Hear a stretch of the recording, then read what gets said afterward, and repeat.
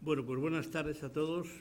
Estoy aquí de nuevo encantado de estar con todos ustedes.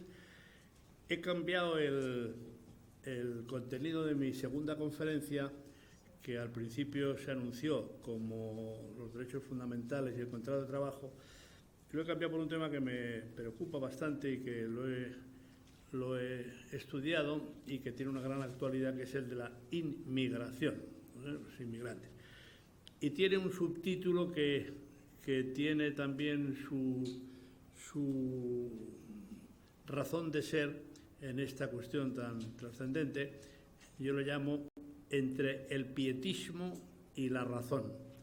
O dicho de otra forma, en esta cuestión hay una gran dosis de piedad, de compasión, de ayuda al prójimo, y hay también un factor importante de racionalidad o de pragmatismo, como luego veremos.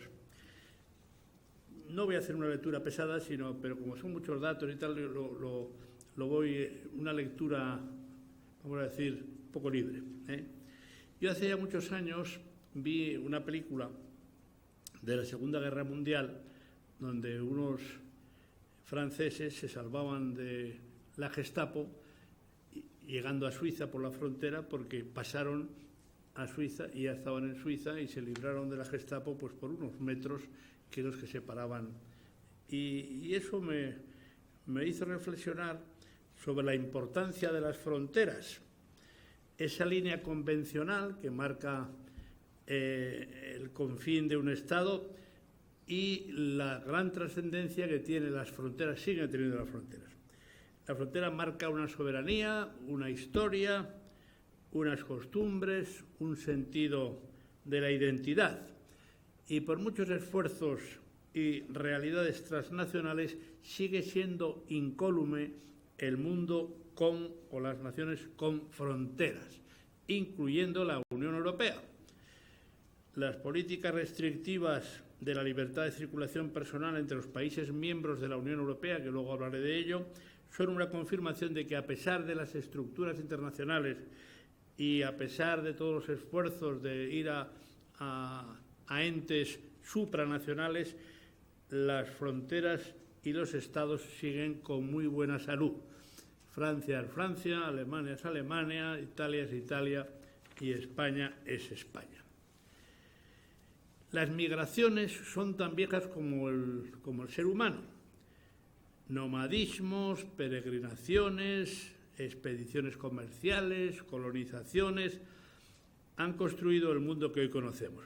En la actualidad las cifras son muy significativas respecto a la importancia de la inmigración, que se ha convertido en una de las cuestiones sociales clave de los tiempos que vivimos. Y la razón fundamental del fenómeno migratorio sigue radicando en el afán o en la necesidad de las personas de una supervivencia razonable. Decía un autor inglés, Seidman, de modo muy contundente, que los que claman ante nuestras puertas es porque tienen hambre. Y mi maestro Alonso Lea, catedrático de Derecho del Trabajo, en un latinajo que se entiende bien, decía: ubi panis, ibi patria. Donde está el pan, está la patria. Y eso es una gran verdad, porque sigue siendo la necesidad de vivir razonablemente bien, tener trabajo, etcétera, la razón fundamental de la inmigración. Ahora hay unos fenómenos, como todos conocemos, que luego me referiré a ello. Y en esencia, las causas últimas de la inmigración, ese movimiento de masas de personas, está, por un lado, en la desigualdad que hay en el mundo entre unos países y otros, riqueza y pobreza, y en la globalización y en la facilidad que existe ahora de movimientos y en la propia comunicación y en el propio boca a boca de unos a otros. Unido todo ello al progresivo envejecimiento de la población en los países receptores y a la escandalosa baja de natalidad en estos países. Para Canadá, por ejemplo, se prevé que en el año 2030 el 100% del crecimiento neto en Canadá de la población vendrá de los inmigrantes. No el 90, el 80, el 100%. Con lo cual se juntan el deseo de llegar con la necesidad de que vengan. Pero si bien es cierto que la búsqueda de empleo de una nueva vida con medios económicos razonables ha sido la motivación casi única de la inmigración, el gran problema que ahora tenemos es que los que vienen a buscar empleo vienen o llegan a países donde no hay empleo. Es decir, que en los tiempos en los que los países europeos ofrecían muchas oportunidades de empleo, pues era bastante lógico y bastante razonable y bastante fácil de acoger a las personas que venían, incluso eran necesarias, a buscar empleo. Hoy, por el contrario, vienen los inmigrantes, por ejemplo en España, con todos los matices que éramos del tema de la economía sumergida, etcétera, pero vienen a un país donde hay 4 millones de parados, con lo cual el que además vengan otras personas de fuera a buscar trabajo es algo que tiene cierta contradicción. Por eso se han llamado a los inmigrantes, algún autor, algún colega mío lo han llamado los, entre comillas, los ladrones de empleo. Debido a la íntima relación que tiene el empleo con la propia dignidad humana, el derecho a emigrar, a moverte, a circular por el mundo, es un derecho que se ha consagrado como derecho fundamental. Pero es muy importante, para tener las ideas claras, que la Declaración Universal de los Derechos del Hombre de 1948, que es el Vademécum, la Biblia de los derechos humanos, en el artículo 13 consagra como derecho fundamental de las personas el derecho a salir de un país, pero ningún tratado, ninguna convención ni ninguna declaración como esta consagran el derecho a entrar en un país. Y esto es muy importante porque la razonabilidad y la legitimidad de las políticas restrictivas en la materia de inmigración radica en que en absoluto viola ningún derecho humano de la persona el que prohíbas o tengas unos límites o tengas unas restricciones para entrar. Lo que no se puede, y convierte a un país en ese aspecto dictatorial, es que no se pueda salir. Y todos tenemos muchos ejemplos y hemos conocido de países dictatoriales donde no se podía salir del país, sino en circunstancias muy especiales, ¿no? Yendo a datos globales, en 2013 había 115 millones de inmigrantes en la OCDE, lo que supone casi el 10% de la población total de los países que integran esta organización. Por descender un poco a lo concreto, según un informe de la ONU, en 2013 habíamos llegado ya a nivel mundial a la cifra más alta, ya que 232 millones de personas, es decir, el 3,2% de la población mundial, eran migrantes internacionales frente a los 175 del año 2000 y 154 millones en el año 90. Estamos hablando de 232 millones. Bueno, el contraste entre riqueza y pobreza como telón de fondo de las migraciones tiene una connotación muy preocupante que conviene recordar. La ONU predice que en el año 2050 los habitantes del planeta seremos, nosotros no, ya no lo veremos, bueno, algunos jovencitos estarán en el 2050, pero vaya, yo desde luego no lo veré. En el año 2050 los habitantes del planeta serán 9.300 millones de personas, lo cual no sería alarmante si no fuera porque el 90% de ese incremento tendrá lugar en África, Asia y la América menos desarrollada. Según esa misma fuente, comparando Europa con África, los habitantes en 1988, es decir, hace no tantos años, estaban en 729 en Europa, 729 millones de habitantes, frente a 749 millones en África. Bueno, pues en el año 2050, todos estos expertos en estadísticas predicen que la distancia entre ambos continentes será aterradora. Habrá 628 millones en Europa, es decir, no solo no se incrementa, sino que bajan de 729 a 628, y en África de los 749 pasará a 1.766 millones de habitantes, lo cual pues origina un enorme y gran desequilibrio, pues son países con grandes problemas, mucha gente para sobrevivir. Bueno, este pequeño pórtico es para situarnos en el fenómeno con estos números y con estas pequeñas reflexiones sobre la motivación. Bueno, yo creo que es interesante, en un segundo punto, hablar de la tipología de los inmigrantes. ¿Quiénes son los inmigrantes? Se puede hacer una tipología. Bueno, no hay una categoría unitaria, no hay un inmigrante único en absoluto. El inmigrante tradicional es el que se denomina, por los que estudian estos temas, el inmigrante económico o buscador de empleo. Son lo que llamaba también un autor italiano las migraciones de la pobreza. Son los inmigrantes sin recursos que buscan empleo. Aparte de ser los más numerosos, son los que originan mayor preocupación en los estados de acogida. Otra tipología es la de los inmigrantes con recursos que buscan un mayor bienestar social. Vivir mejor. Este es un fenómeno reciente, como reciente es la implantación de un amplio estado de bienestar social y está generando una notable preocupación en los países de la Unión Europea. Hace 21 años el Tratado de Maastricht amplió el derecho de libre circulación de todos los ciudadanos de la Unión Europea con independencia de su actividad económica. Y uno de los principios claves, junto con la libertad de capitales, de circulación de capitales, es la libertad de circulación de personas en la Unión Europea. Hoy, más de 14 millones de ciudadanos de la Unión viven en otro país del suyo, dentro de la misma, pero son europeos. Pero actualmente se está produciendo un debate muy fuerte y muy importante y de gran interés en el seno de la Unión Europea sobre la libre circulación y los abusos que se están produciendo por los ciudadanos de la Unión Europea para ir a países donde lo que buscan solo y exclusivamente es la asistencia sanitaria y las ayudas sociales del Estado respectivo.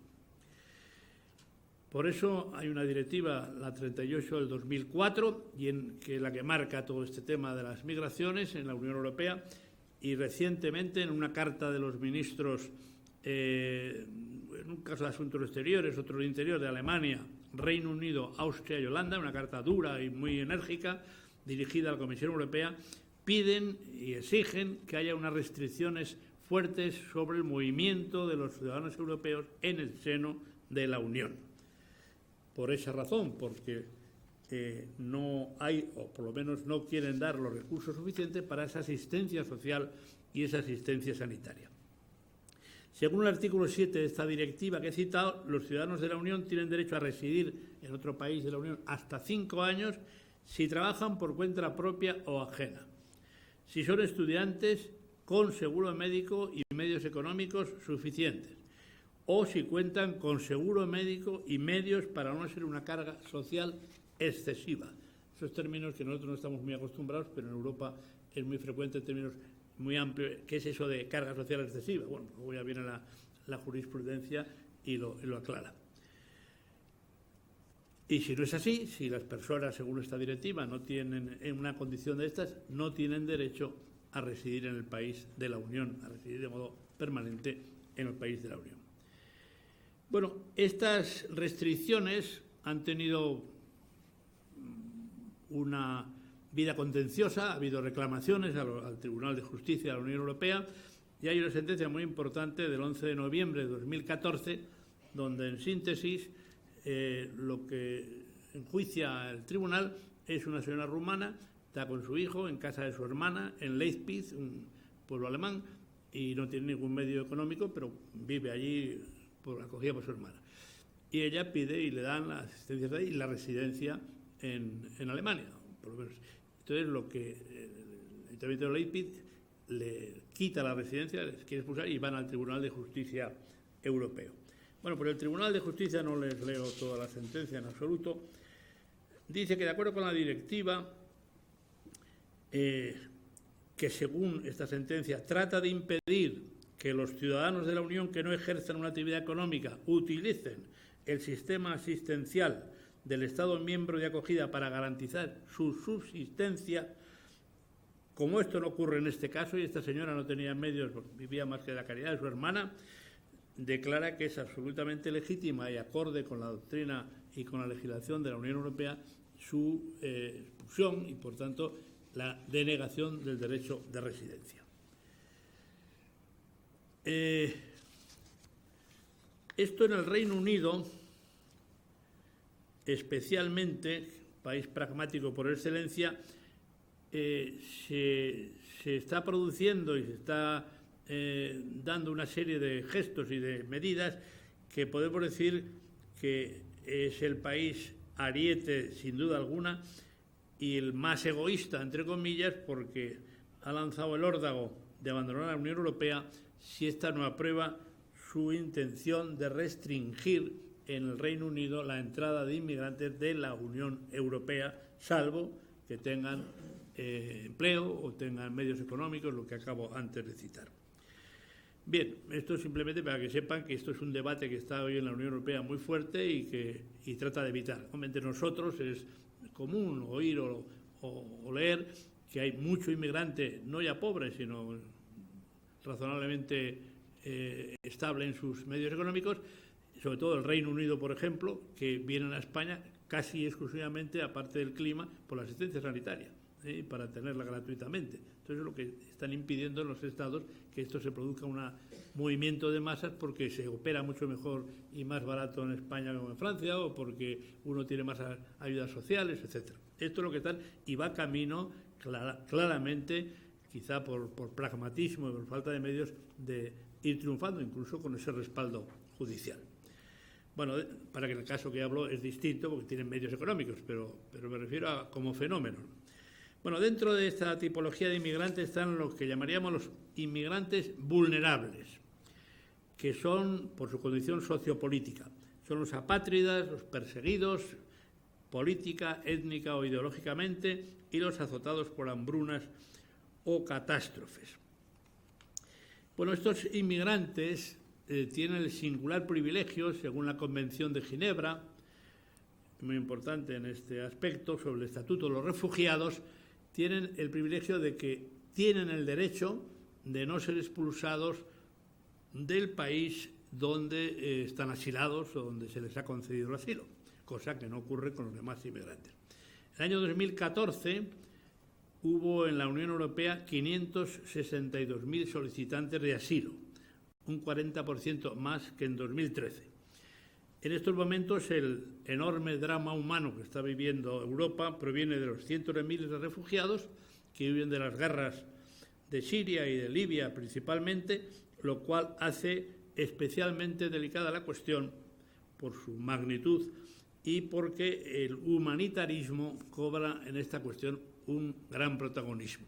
Cuando los ciudadanos occidentales, acostumbrados como estamos a una vida más o menos plácida y razonable, ver las escenas en televisión del niño muerto y ahogado, eso produce una conmoción social que hace que haya unos movimientos de humanitarismo y compasivos muy lógicos, pero que, como también he dicho antes y manifestaré después, tiene que ser combinado con una cierta racionalidad.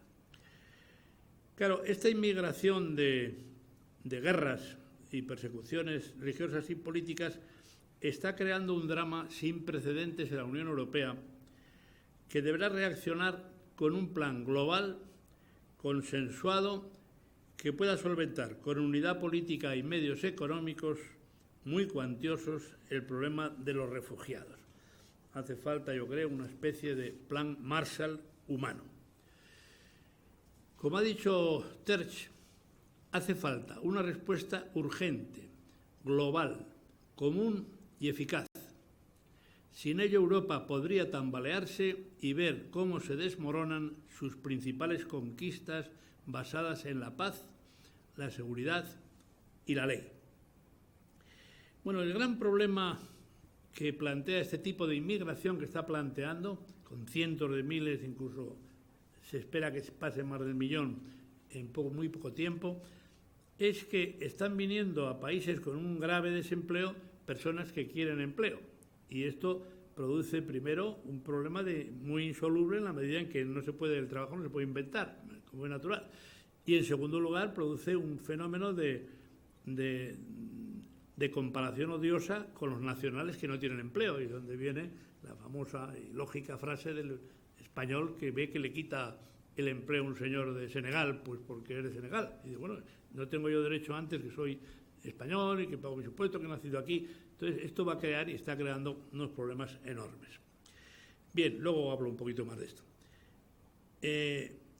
Claro, y luego, en segundo lugar, la Convención de Ginebra estaba pensada, y siempre lo estará, para los refugiados políticos, ideológicos, etcétera, para los perseguidos en número reducido.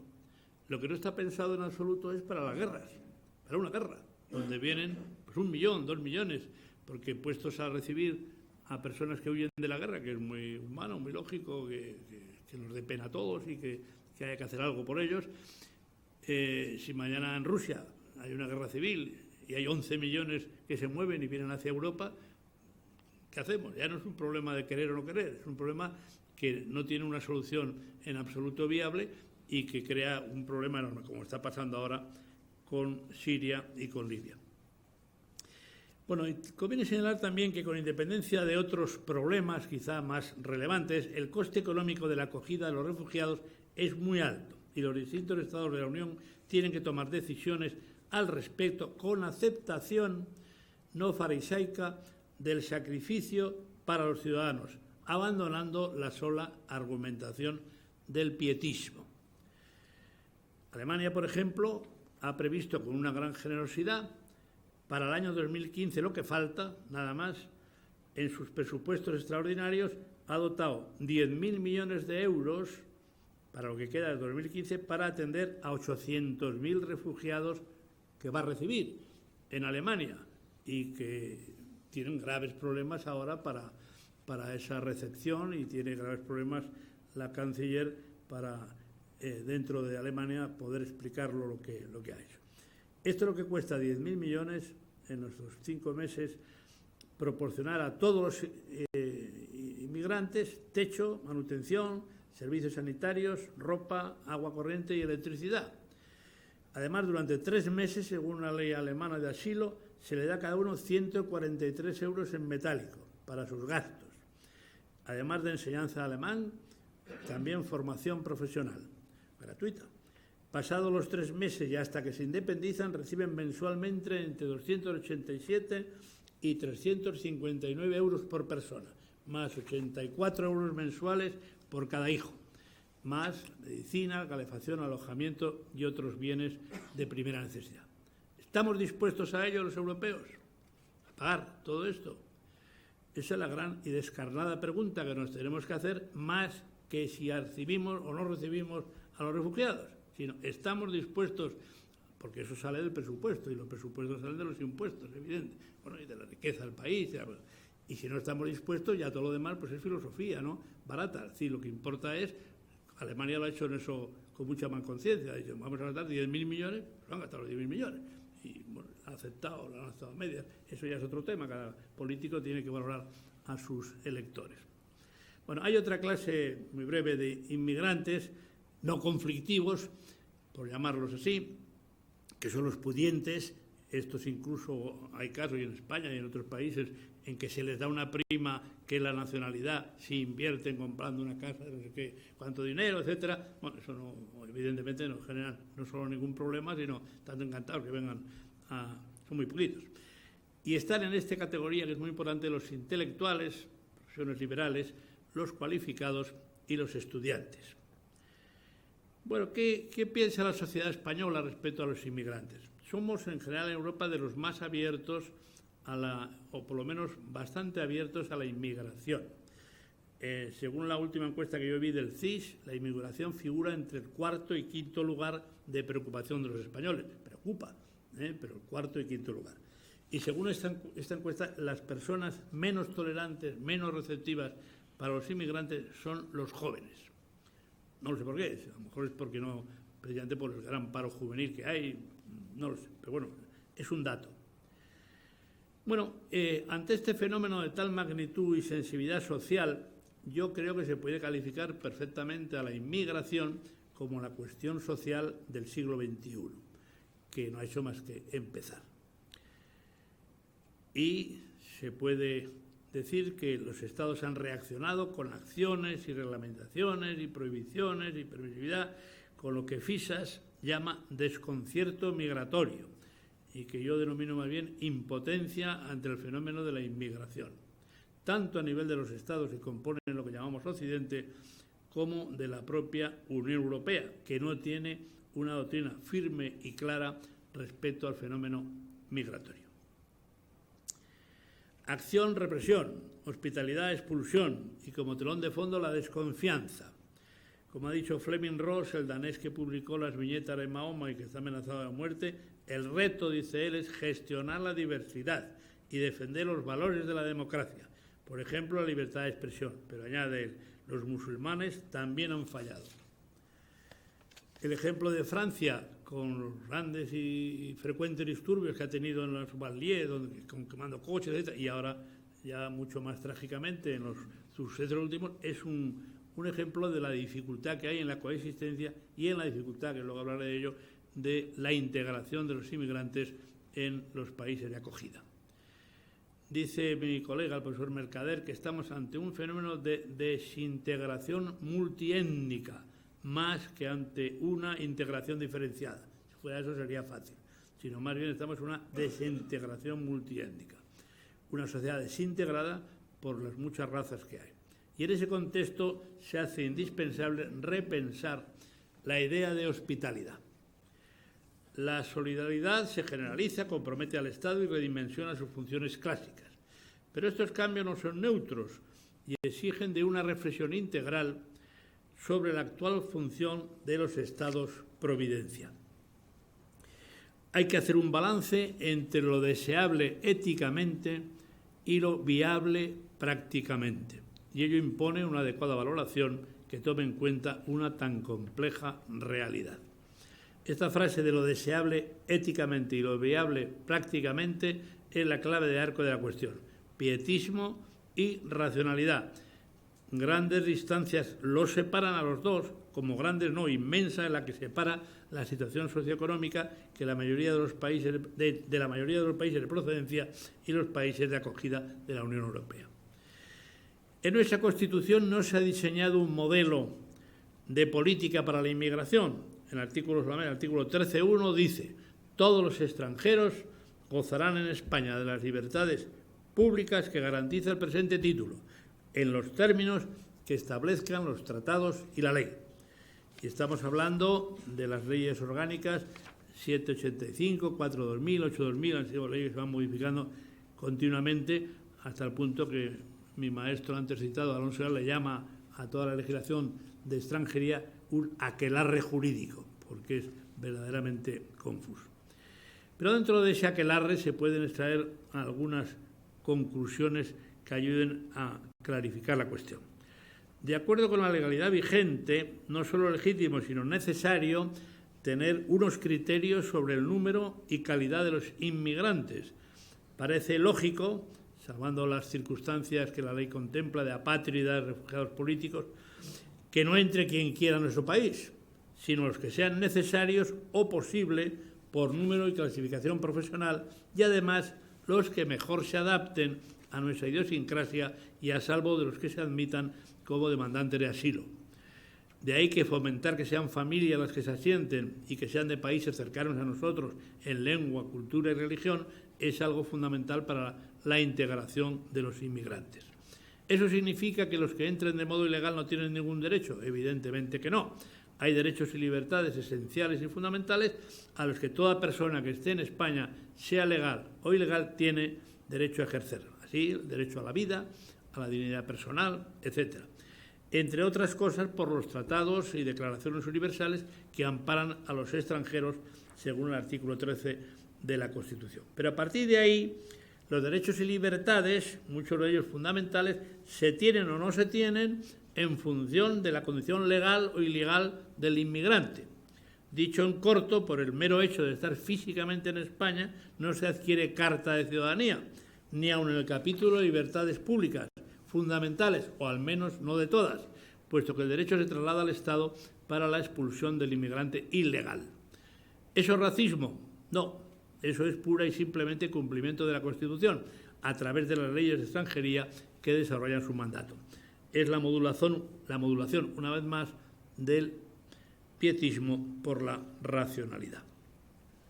Hace ya mucho tiempo, pero bastante tiempo, 10, 12 años, en un seminario que teníamos sobre este tema, era mucho menos vivo que ahora, un colega, bueno, un colega no, un amigo mío que es periodista, este chico, bueno, me acuerdo el nombre, un periodista ya veterano que está por ahí circulando aún, decía que en esta cuestión hace falta 3 cosas, si no es un desastre. Doctrina para los estados, doctrina, procedimiento y recursos. Doctrina, hay que tener una idea clara de qué queremos. ¿Cuál es la doctrina del Estado español respecto a la inmigración? O la del francés o del alemán, que sea restrictiva, no restrictiva, de admitir a todos, de admitir los estados. Segundo, procedimiento. ¿Cómo entran, una vez que se ha decidido la política inmigratoria, cómo entran? ¿Con qué procedimiento? Ahora veremos los 2 grandes procedimientos que hay en el mundo. También ese tema hay que decidirlo. Y luego recursos, porque todo eso requiere mucho dinero. Es muy cierto que, dada la baja natalidad de los países de acogida, y yo soy de los que creen firmemente en eso, y además está avalado por los datos, que los inmigrantes son necesarios en los países nuestros, porque dentro de no muchos años seremos unos países de ancianos, de jubilados, de discapacitados, y si no viene una mano de obra, fíjese la cifra del 2000 que baja a Europa a casi 100 millones, ¿no? Pues evidentemente que los países no van a poder funcionar ni van a poder mantener el ritmo bien. Eso está claro. Y hay una creencia, yo era el primero que creía que el saldo fiscal era negativo, es decir, que gastaban más, se aprobaban los inmigrantes de lo que aportaban. El otro día leí un estudio que dice que no es así, que según un instituto, no sé cuál es, daban un 0,5% positivo, de que dan más de lo que reciben. En general, no sé ese trabajo ni cómo está hecho ni de qué forma. Bueno, pues ese tema hay que censurar muy gravemente a los partidos políticos, sobre todo los partidos políticos más importantes, de que no hayan hecho ningún pacto de Estado consensuado, desgracia que nos ocurre en nuestro país, en esta y en muchas materias donde haría falta un pacto de Estado, sobre este tema de la inmigración, de qué deseamos, muchos o pocos inmigrantes, de algunos países determinados o de cualquier país, de acuerdo a las necesidades productivas de España o sin criterio al respecto. Papeles para todos, como dijo un ministro, o papeles para algunos. Interrogantes que precisan respuestas claras, con realismo y sin demagogia, y con asunción de los costes que ello origina, y también de las ventajas grandes que también ello trae consigo. Bien, en el mundo receptor de inmigrantes existen 2 grandes modelos, que es interesante saberlo. Por una parte están aquellas naciones que aplican un sistema de selección de inmigrantes según las características de estos. Concretamente, un inmigrante potencial recibe puntos en función de variables como son la edad, formación, experiencia, dominio de la lengua del país receptor. Entonces, cada eso tiene un baremo, según su formación, edad, etcétera, da una serie de puntos. Solo aquellos que logren el número mínimo de puntos que exige el Estado entran, los demás no entran. La lógica de este sistema no es otra que la de alentar y permitir la inmigración de quienes tengan unas mejores perspectivas de integración laboral, económica y social, y lo llevan a cabo 3 países, y así lo hacen, de gran tradición inmigrante, como son Australia, Canadá y Nueva Zelanda. En estos países aplican el modelo de puntos, y en los 3 el flujo de inmigrantes cualificados supone el 60% o más de la inmigración total. Dicho de otra forma, cuando se dijo en la locura nuestra que vengan todos, hay sitio aún para 2 millones o para 1 millón, dice, ¿pero quién? Dice, que sea. Pues esa es la locura, porque si no hace falta camioneros, pues no que vengan. Si hace falta camioneros, que vengan camioneros. Si hace falta maestros, que vengan maestros. Hace falta, es decir, ¿qué es lo que hacen estos países? Hacen un estudio y dicen, hace falta, y además que vengan de unas determinadas características. El otro gran modelo, es el nuestro y de toda Europa, es el basado en la selección realizada por los empresarios y no directamente por las autoridades. En este caso, los inmigrantes obtienen sus permisos de trabajo y residencia porque disponen de una oferta de trabajo en firme antes de llegar al país. Estoy hablando no de la inmigración ilegal, estoy hablando de la legal.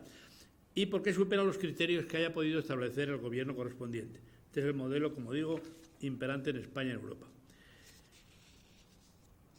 Pero con independencia de todo ello está la inmigración ilegal, es decir, las personas que entran pues saltándose las reglas de juego. Esta inmigración ilegal requiere una política exterior firme, clara e inteligente. La piedad en este caso, con carácter apriorístico, es decir, como guía y criterio único, se paga luego muy cara en lo posterior. La admisión de inmigrantes ilegales por razones humanitarias no tiene nada que objetar desde ese punto de vista al humanitario, pero el pragmatismo tiene también un papel importante. Y desde luego la política eficaz, quizá la única verdaderamente importante, es la política internacional que logre una mejoría de vida en los países exportadores de inmigrantes. Mientras los países exportadores de inmigrantes no tengan un nivel de vida que haga que las personas no se quieran ir, pues tendremos el gran problema de que se querrán ir para venir al paraíso, entre comillas, que supone Europa para estas personas. Ese es el gran tema. Y el tema de África, bueno, el gran problema es el latrocinio, la corrupción, y que no hay manera de que esos países las personas se queden y allí pudiendo vivir con cierta dignidad. Dijo Felipe González que éramos el río grande de Europa, es decir, que nosotros estamos ahí en la parte sur de Europa con todos los problemas de paso de las personas. A este respecto es ilustrativo lo ocurrido en la cumbre de jefes de Estado y de Gobierno que se celebró en Bruselas el 25 de junio de este año. La propuesta de la Comisión Europea de repartir entre los miembros de la Unión a 40.000 demandantes de asilo, sirios y eritreos fundamentalmente, llegados a Italia y Grecia, parecía que iba a seguir adelante, pero todo está estancado. Ahora, hace muy poco, el 23 de septiembre, de nuevo se han reunido todos los jefes de Estado de los 28 países de la Unión y se han comprometido a redistribuir 160.000 demandantes de asilo por toda la Unión Europea. Ya son estos demandantes de asilo, no inmigrantes en general. En un mes únicamente 9 países han ofrecido 854 plazas y solo 98 refugiados han sido recolocados desde Italia en Suecia y en Finlandia. El balance, como puede apreciar, es desolador.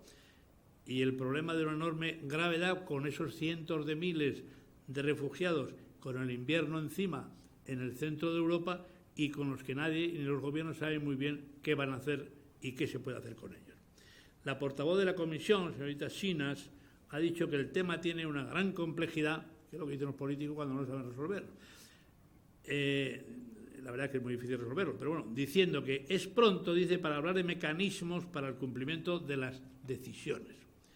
Pero el hecho hasta hoy es que con el ritmo que se lleva de 98 refugiados al mes, harían falta para cumplir ese propósito 155 años para colocar a los 160.000 que se quiere colgar, cuando además los que están en las puertas son más de 1 millón.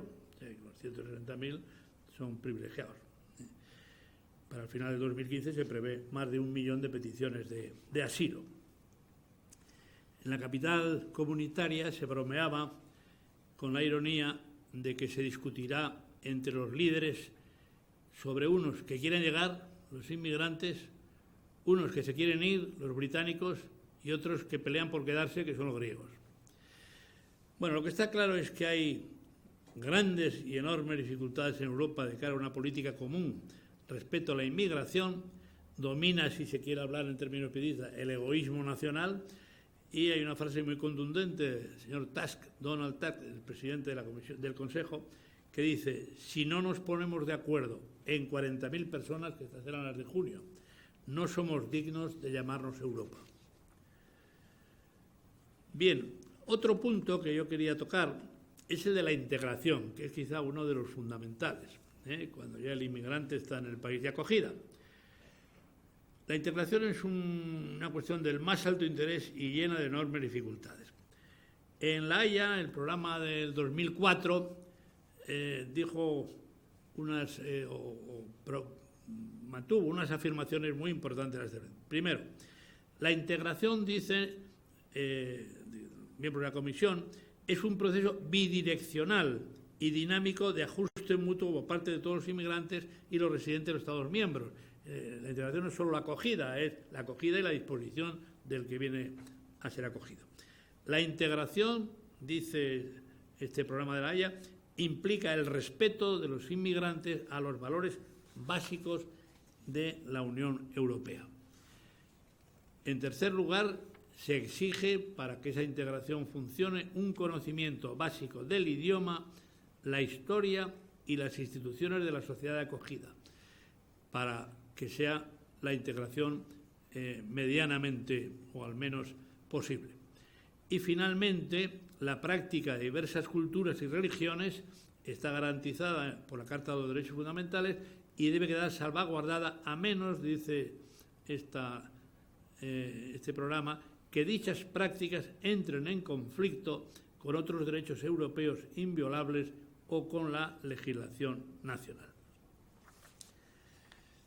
En línea con estos principios, todos los países de la Unión, que son tradicionales países de acogida, están tomando de modo progresivo medidas claras y enérgicas para lograr que los inmigrantes se integren en el país en el que desean permanecer, sin que ello suponga un atentado a sus derechos fundamentales como persona. Lo que parece inadmisible es que, en pro de lo políticamente correcto, entre comillas, los inmigrantes no respeten los principios básicos de nuestros sistemas democráticos y no acepten la integración, con todas las salvedades lógicas de cada uno, en el modo de vida occidental. No es que devolvamos a muchos de los países de origen de la inmigración sus propios métodos, que también es un argumento, sino que aceptar lo contrario es prestarse a situaciones altamente conflictivas y a un uso fraudulento de los valores democráticos para fines personales.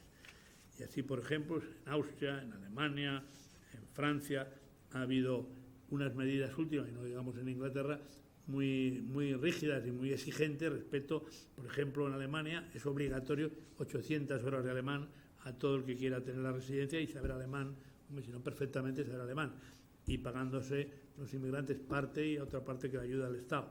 En Francia y en Austria hay un contrato de integración que deben firmar los inmigrantes y cumplirlos o pena de expulsión. Es decir, que hay una serie de medidas, como digo, importantes. Y entre todas las medidas, quizá, parece que todos están de acuerdo, uno quizá de los más importantes es el idioma. La barrera idiomática es tremenda. Entonces, el idioma, por lo menos en Alemania, le dan una importancia muy grande y sin idioma es muy difícil la integración, aparte viene la cultura. Pero claro, la panoplia de medidas de integración requieren también un telón de fondo, que es la tolerancia y la hospitalidad, pero también la apertura mental del inmigrante. El otro día me decía un diplomático que uno de los grandes problemas de lo que está pasando en Francia, en Bélgica y lo que está pasando en Europa en general es que son círculos absolutamente cerrados, es decir, que no salen de su propio círculo, con lo cual lo que pasaba también con la ETA, con las Rico Tabernas, es decir, que no salían de ese mundo. Entonces, al no salir de ese mundo es muy difícil lograr que haya esa integración por muchos medios que se pongan, ¿no? Por tanto, requiere, como bien decía el programa de La Haya, es un proceso bidireccional, de unos y de otros. Y como consecuencia general de este tema de la integración, yo creo que puede afirmarse, y así lo hacen algunos autores que he leído, que el multiculturalismo ha fracasado en Europa. La integración en general ha fracasado. A falta de compartir una moral cívica, una certeza de valores que imperan en nuestros países, etc. Ignacio Camacho, este periodista que habla o escribe muy bien, dice textualmente lo siguiente a este respecto. La mala conciencia relativista de Occidente cede cada vez más espacios. Consiente excepciones educativas. Transige con la invisibilidad indumentaria de la mujer. Disimula tradiciones religiosas para favorecer una falsa neutralidad o permite que mezquitas financiadas por regímenes integristas se conviertan en ámbitos de prédica incendiaria contra los valores del sistema que les da acogida. Al declinar nuestra convicción de hegemonía moral, hemos fracturado la sociedad en pliegues yuxtapuestos de los que surge el odio, el miedo y la intolerancia. Y ahí tenemos un ejemplo que es lo que ha ocurrido en Francia. Bien, otro y casi último apartado es el de los inmigrantes y los derechos fundamentales. En el artículo 13 de nuestra Constitución, como he dicho, se habla de que los extranjeros gozarán en España de las libertades públicas que garantiza el presente título, en los términos establezcan los tratados y la ley. Bueno, todos los autores están de acuerdo que no quiere decir que se haya que acoger a lo que digan los tratados y la ley, sino que tienen derecho a que se les respete sus libertades públicas, pero en los términos que en la ley o en los reglamentos, en este caso la ley de extranjería, determine, o los tratados correspondientes. Y acto seguido, después de decir que todos los extranjeros tienen ese derecho, exceptúa para las elecciones como derecho de sufragio, y dice que solamente los españoles serán titulares de los derechos reconocidos en el artículo 23, el derecho a votar, salvo lo que, atendiendo a criterios de reciprocidad, pueda establecerse por tratado o ley para el derecho de sufragio activo y pasivo en las elecciones municipales. En las municipales sí que se puede, por reciprocidad o por tratados, el permitir que los extranjeros, pero no así, está prohibido por la propia Constitución, la votación en las elecciones generales. Bueno, ha habido algunas sentencias interesantes y conflictivas y que los propios autores constitucionalistas pues no están todos muy de acuerdo con esta doctrina. Propios magistrados, 4 de ellos del Tribunal Constitucional, hicieron votos bastante fundados, discrepantes del Tribunal. Hay una sentencia del año 84, la 107, en donde dice que el régimen de los derechos de los extranjeros en España no es uniforme y distinguía 3 grandes grupos a efectos de estos derechos fundamentales. Primero, decía esta sentencia, existen derechos que corresponden por igual a españoles y extranjeros y cuya regulación ha de ser igual para ambos. Por ejemplo, el derecho a la vida, por poner un ejemplo. 2. Existen derechos que no pertenecen en modo alguno a los extranjeros, que son los que acabo de comentar, el sufragio en las elecciones generales. Y tercero, existen otros que pertenecerán o no a los extranjeros según lo dispongan los tratados y las leyes, siendo entonces admisible la diferencia de trato con los españoles en cuanto a su ejercicio. Bueno, el Tribunal Constitucional, para no cansarles con mucha cita, ha tenido ocasión de pronunciarse en estos años 2005 a 2008, pero hay una sentencia especialmente importante del Constitucional, que era de 7 de noviembre del 2007, en que se planteó el tema de si fue el Parlamento de Navarra el que planteó un recurso de inconstitucionalidad de la ley de extranjería, yo creo que era la última, la de 8/2000, la ley de extranjería, cuando dice que el derecho de reunión, derecho de sindicación, derecho de huelga, solo lo tienen los que estén residiendo legalmente en España, no así los ilegales. Bueno, el Tribunal Constitucional, amparándose en que estos derechos están unidos a la dignidad humana y son emanación de la dignidad humana, no les canso con la argumentación, pero es muy interesante desde el punto de vista jurídico, pues que también les alcanza la protección y, por tanto, concluyó con los votos en contra de 4 magistrados que un inmigrante ilegal tiene, por ejemplo, el derecho de sindicarse y el derecho de huelga, lo cual es un disparate conceptual, porque si no puede trabajar legalmente, y es más, es penalmente punible el que se dé ocupación a un inmigrante ilegal, ¿cómo es posible que se pueda decir que tiene derecho a no trabajar si no puede trabajar? Pero bueno, esto, como digo, al final fue argumentado por esa emanación de esos derechos de la persona humana y de la dignidad, y se les concedió el derecho de sindicación, de reunión, de huelga a los inmigrantes ilegales. Bien, unas palabras sobre la asistencia sanitaria. Ya estoy terminando. Es quizá en esta materia de la asistencia sanitaria donde el pietismo y la razón chocan más fuertemente, ¿no? Porque, claro, la sanidad, el derecho a recibir asistencia médica, el enfermo, está íntimamente ligado a la dignidad de la persona, evidentemente, ¿no? Ante una persona está enferma, pues parece lógico que haya que atenderle. Los inmigrantes regulares, legales, disfrutan en España de la sanidad con toda la calidad y servicios que tienen los nacionales y de una sanidad que se puede considerar como de las mejores de Europa. El problema está en los ilegales. Cuando llegó el PP al gobierno, al poco tiempo, el Real Decreto Ley 16 del 2012, de medidas urgentes para garantizar la sostenibilidad del Sistema Nacional de Salud, dejó sin tarjeta sanitaria a 873.000 personas residentes de manera ilegal en España. Tiene también mandanga que ya se haga oficial y normal que casi 1 millón están de modo ilegal y que están en España, porque no parece tampoco coherente. Bueno, la reforma sanitaria esta de la ley de 16-2012, el decreto ley, deja claro que las mujeres embarazadas, los niños y los enfermos crónicos con enfermedades infecciosas tienen derecho pleno a la asistencia sanitaria. El resto solo puede acceder a través de los servicios de urgencia de los hospitales. Aunque varias comunidades, ahora con las elecciones autonómicas, ya han comenzado a saltarse este decreto ley y a dar asistencia sanitaria, por ejemplo, Valencia, Asturias, Aragón, Cantabria, Baleares y mi pueblo, por no ser menos, en Navarra también ya lo han puesto o van a poner la asistencia sanitaria integral a los inmigrantes ilegales. El presidente del Gobierno, este tema se ha quedado por ahí, pero bueno, el presidente del Gobierno dijo que iba, ante este galimatías de que unas comunidades sí y otras no, que iba a hacer una norma nueva de reforma, de dar una asistencia sanitaria de otra forma.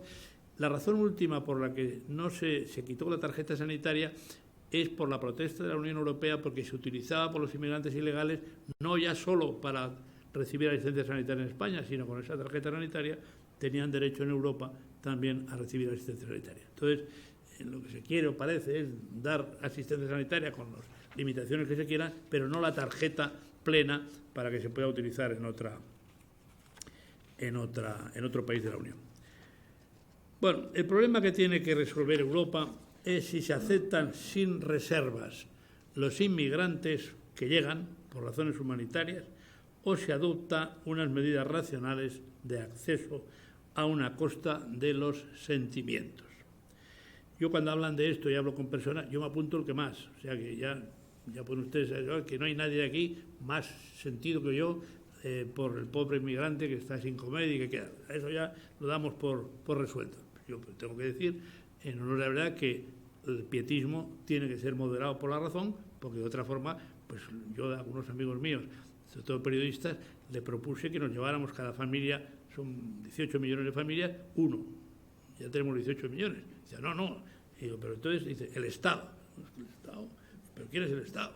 Esto es hay una demagogia impresionante en este tema.